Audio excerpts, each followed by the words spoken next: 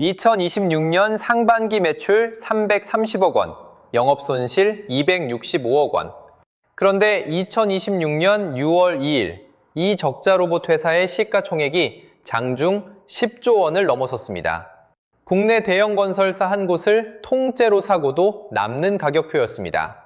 그리고 두 달이 되지 않은 7월 31일, 시가총액은 4조 원 언저리로 내려앉았습니다. 한때의 10조에서 6조가량이 사라진 겁니다. 도대체 시장은 이 회사에 무엇을 받고 무엇을 다시 의심하기 시작한 걸까요? 단서는 계약서 한 장에 있습니다. 2025년 7월 28일, 두산로보틱스 이사회는 한 건의 인수를 결의합니다. 미국 펜실베이니아에서 41년을 버텨온 자동화 기업 원엑시아. 1984년에 문을 연 두산로보틱스보다 31년 오래된 회사입니다. 아직 적자도 못 벗어난 한국의 젊은 로봇 회사가 자기보다 한참 오래된 미국 회사를 약 356억 원에 삼킨 겁니다. 그래서 오늘의 질문은 이겁니다. 한때의 시가총액 10조는 두산이 이미 받아든 성적표였을까요? 아니면 증명하지 못하면 사라지는 기대치라는 이름의 청구서였을까요? 잠깐만요. 여러분의 직감은 어느 쪽입니까? 댓글에 성적표 또는 청구서 한 단어만 남겨주세요. 영상 끝에서 이 질문을 다시 꺼내 함께 판정해 보겠습니다. 오늘은 그룹의 살을 잘라 팔던 2015년의 결정부터 미국 명가를 삼킨 2025년 여름, 그리고 10조와 4조 사이를 오간 2026년까지 차례로 대줍겠습니다. 그런데 젠슨 황이 등장하기 11년 전 두산은 돈이 되는 사업부터 팔아야 했습니다. 시간을 2015년으로 돌립니다. 두산은 1896년 서울의 작은 포목점에서 시작한 국내에서 가장 오래된 기업 집단입니다. 그런 회사가 2015년 돈이 되는 사업까지 팔아야 할 만큼 몰려 있었습니다. 중국 경기가 꺾이면서 두산인프라코어의 건설기계 사업이 흔들렸고 그룹 총자산 27조 원의 86%가 두산중공업 한 곳에 쏠려 있었습니다. 한 다리로 서 있던 그룹에 그 다리마저 흔들리기 시작한 겁니다. 결국 그해 11월 두산인프라코어는 오랫동안 그룹의 밥줄이던 알짜 흑자 사업, 공작기계 부문을 매물로 내놨습니다. 매각 협상은 순탄치 않았습니다. 처음 우선 협상까지 갔던 상대와는 가격을 두고 틀어졌고 진통 끝에 2026년 4월 사모펀드 MBK 파트너스의 1조 1,300억 원으로 마무리됐습니다.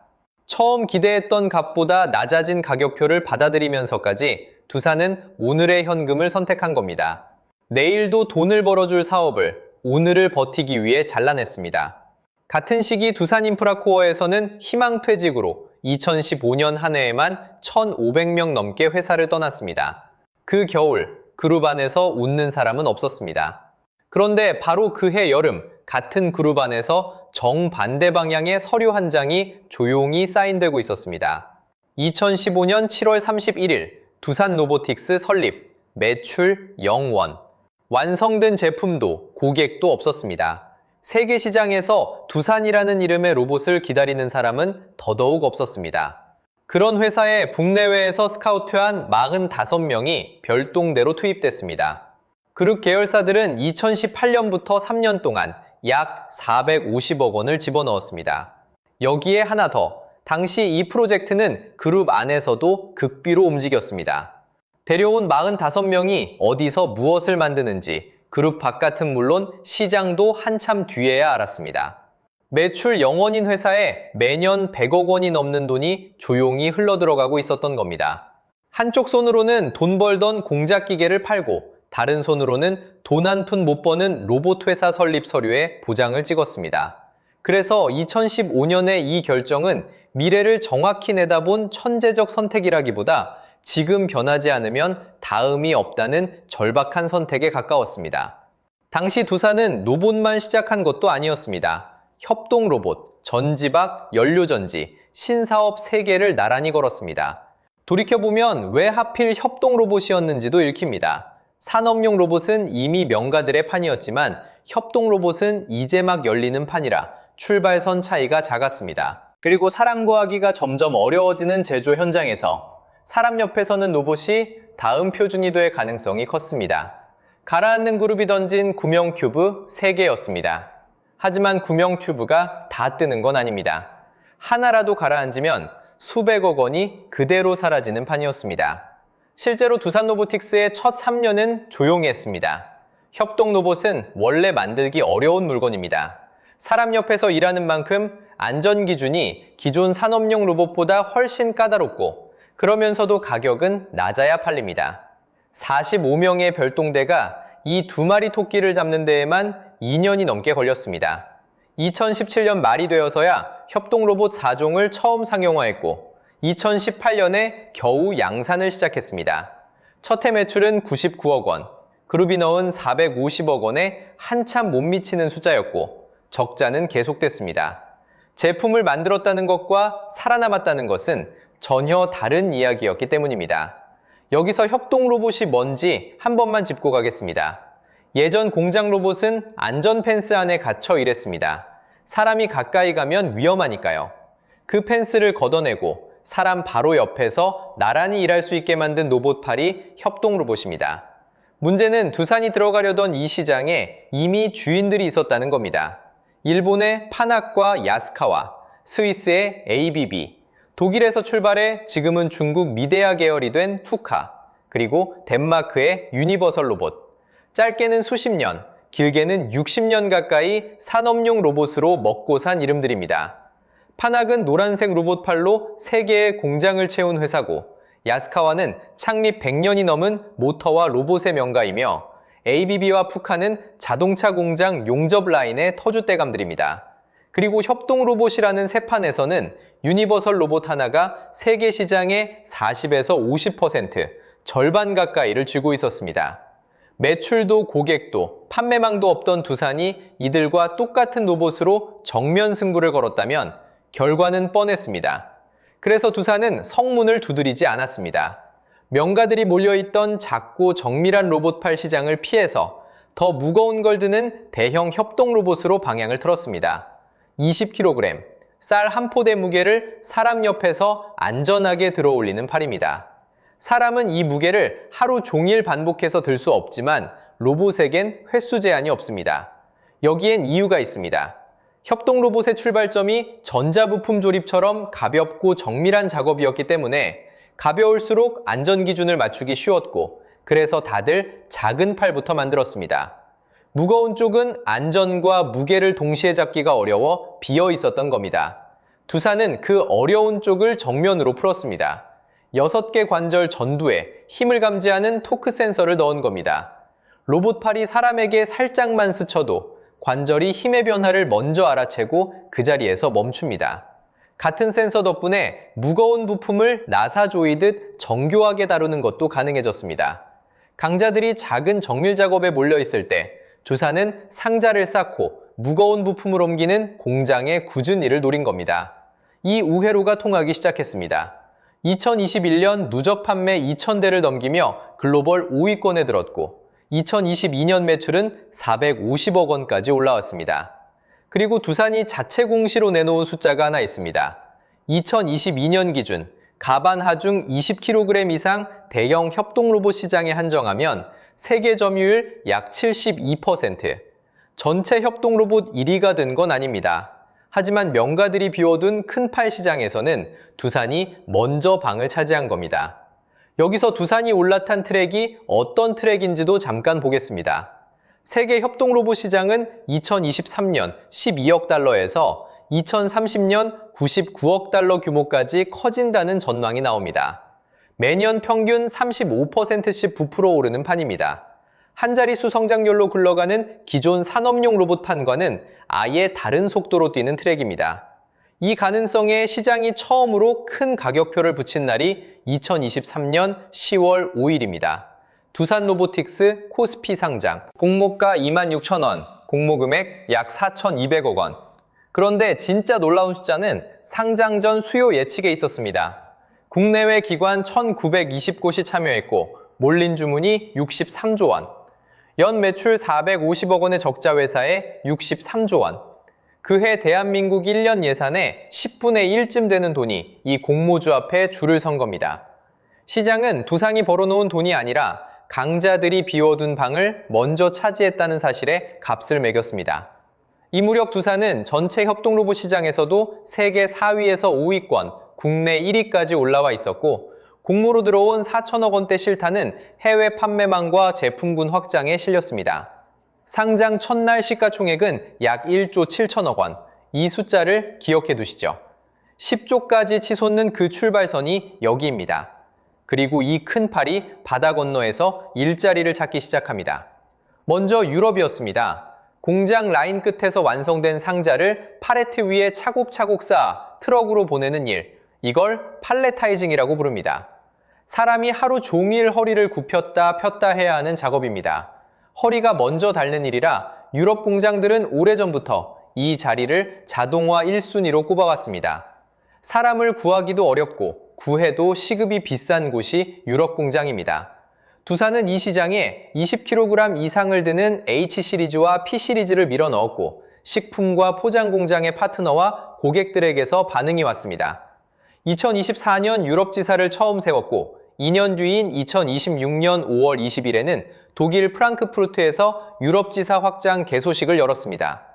고객과 파트너 200여 명이 몰린 이 거점에는 서비스와 교육과 쇼룸에 더해 부품 단위까지 고치는 수리교육장까지 들어갔습니다.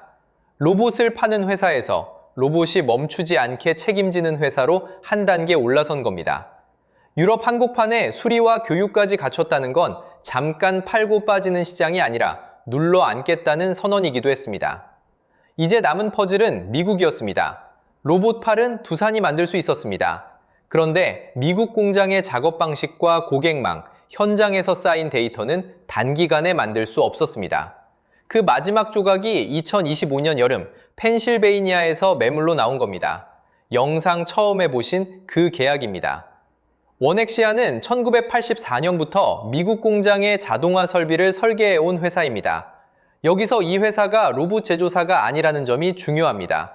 본업은 시스템 통합. 그러니까 로봇과 설비를 조합해서 공장 라인 하나를 통째로 완성해주는 일입니다. 공장 고객이 정말 원하는 건 로봇팔 한 대가 아니라 내일 아침부터 돌아가는 라인입니다. 두산은 팔을 만들 줄 알았고 원엑시아는 그 팔로 라인을 완성할 줄 알았습니다. 팔 한 대 단위이던 장사가 공장 라인 단위의 장사로 커질 수 있는 조합이었던 겁니다. 특히 팔레타이징 분야에서 이 회사는 25년 동안 실전 데이터를 쌓았습니다.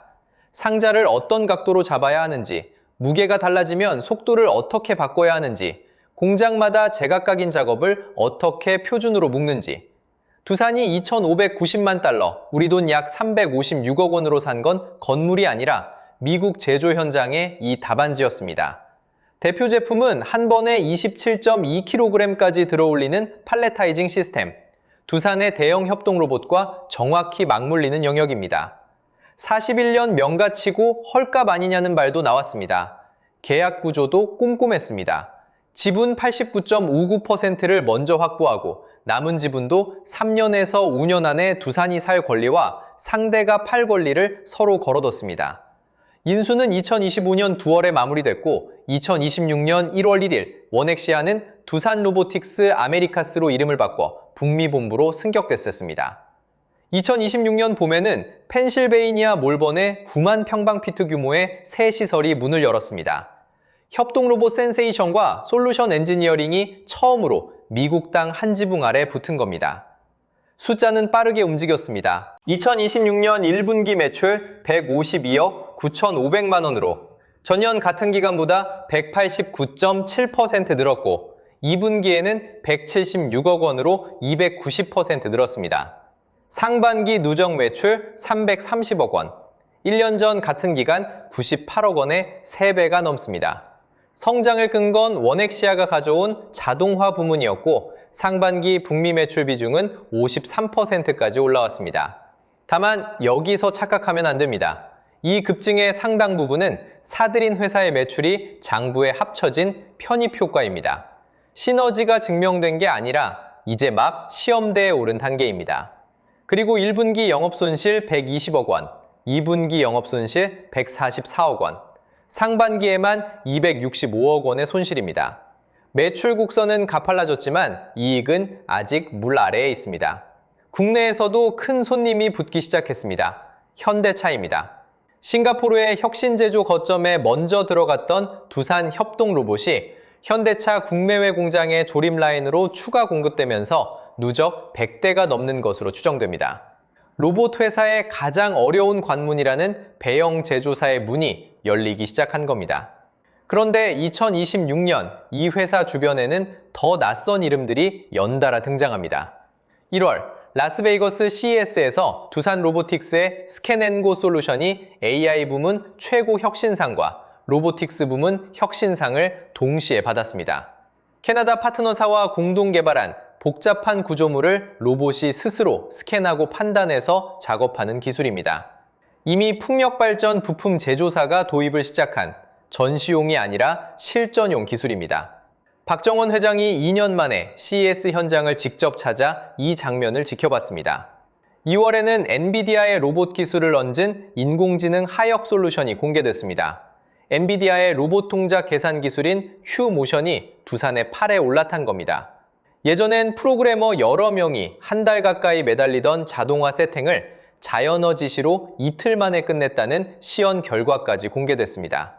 이 상자를 저기로 옮겨줘. 이 한마디를 로봇이 알아듣는 겁니다. 4월에는 엔비디아의 로보틱스 마케팅 총괄이 두산 본사를 직접 찾아왔습니다. 그리고 6월 1일 대만 타이페이 젠슨 황 엔비디아 CEO가 코리아 파트너 나이트 무대에서 한국 투자를 검토하고 있다고 말합니다. 구체적으로 로보틱스 분야라고 못을 박습니다. 며칠 뒤 젠슨 황은 실제로 한국에 왔고 두산그룹 회장과 마주 앉았으며 그날 저녁 두산 베어스 홈경기 마운드에서 시구까지 던졌습니다. 야구장 시구는 단순한 이벤트를 넘어 두 회사의 협력을 대중 앞에서 상징적으로 보여준 장면이었습니다. 세계 인공지능 산업의 한복판에 있는 회사가 피지컬 AI와 산업용 로봇돈 분야에서 두산과의 협력을 공개적으로 확인한 겁니다. 시장이 폭발했습니다. 2026년 6월 2일 주가는 장중 17만 원 신고가를 찍었고 시가총액이 10조 원을 넘어섰습니다. 상장 때 1조 7천억이던 회사가 3년이 채 되지 않아 장중 기준으로는 6배 가까이 커진 겁니다. 로보틱스와 에너빌리티, 퓨얼셀과 전자부문까지 두산 계열사 4곳이 엔비디아와 로봇, 원전, 소재, 전방위로 손을 잡았고 로드맵은 2027년 지능형 로봇 운영체제, 2028년 산업용 휴머노이드 상용화까지 이어집니다. 여기서 말하는 산업용 휴머노이드는 사람 얼굴을 흉내낸 로봇이 아닙니다. 사람 모양은 최소한으로 줄이고 사람이 하던 작업을 대신하는 능력에만 집중한 기계입니다. 그럼 한 가지 질문이 남습니다. 엔비디아는 왜 두산과 이렇게까지 판을 키우는 걸까요? 협동 로봇 파트너를 찾는다면 세계 1위 유니버설 로봇이나 파낙 같은 이름이 먼저 떠오르는데 말입니다. 두산이 내민 카드는 2장이었습니다. 하나, 미국 현장 25년치 데이터를 가진 원엑시아를 막 삼켜서 북미 제조 현장의 답안지를 손에 쥐고 있었다는 것. 둘, 대형 협동 로봇 시장을 사실상 혼자 열어온 덕분에 무거운 것을 다루는 하이페이로드 노하우가 쌓여 있었다는 것. 산업용 휴머노이드로 가려면 결국 이 둘이 필요합니다. 엔비디아가 원한 건 로봇팔 자체가 아니라 사람을 대체하는 산업 현장에 정답을 함께 만들 파트너였고 그 조건에 두산이 마침 들어맞았던 겁니다. 실제로 두 회사가 그리는 그림도 어느 날 갑자기 사람 모양 로봇을 내놓는 게 아닙니다. 지금 팔리고 있는 협동 로봇에 인공지능 두뇌를 먼저 얹고 그 두뇌가 현장 데이터를 학습한 다음 몸을 사람 쪽으로 넓혀가는 순서입니다. 2027년의 로봇 운영 체제가 그 중간 다리입니다. 자, 여기까지만 보면 완전한 승리처럼 보입니다. 그런데 시장의 열광은 오래가지 않았습니다. 2달이 지나기 전인 7월 31일 주가는 6만 원대로 내려왔고 시가총액은 4조 원 언저리까지 밀렸습니다. 6월에 10조에서 6조가량이 빠져나간 겁니다. 무엇이 식은 걸까요? 두산 앞에 남아있는 냉정한 숫자 3개를 보면 답이 보입니다. 첫째, 아직 적자입니다. 매출이 3배 넘게 뛴 2026년 상반기에도 영업손실 265억 원이 쌓였습니다. 매출 100원당 80원 꼴의 영업손실입니다. 북미 확장과 인공지능 연구개발 투자가 포함된 숫자라지만 기업 가치를 실적으로 설명하기엔 손실이 여전히 큽니다. 한때의 10조는 이익이 만든 숫자가 아니라 기대가 만든 숫자였고, 기대는 이익보다 빨리 식는다는 걸 이번 여름 주가가 보여줬습니다.